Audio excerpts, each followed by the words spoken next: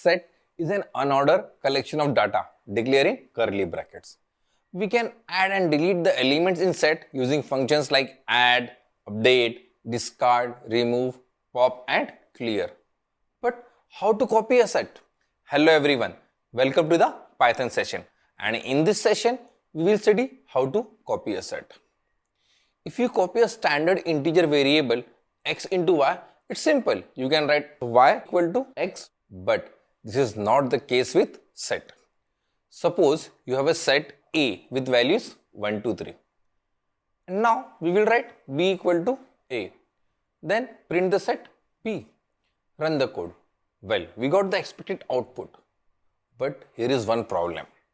Suppose you add a new element 7 in the set A. Then print the set A and B. Run the code. You see, here is the problem.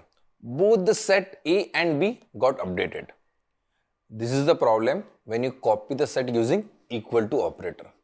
The memory location of both the set variable is mapped. So, if you change variable A, then B will also reflect the same changes.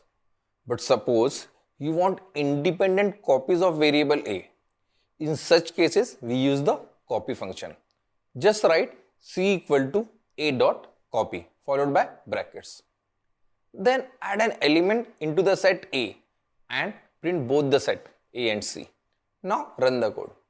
Here we have got set A updated, but set C is not updated. To summarize, we can copy the set using an assignment operator or copy function.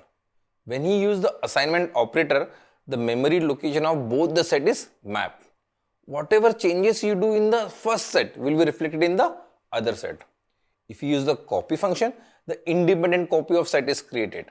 I hope you understood what is set and how to copy it. See you in the next session.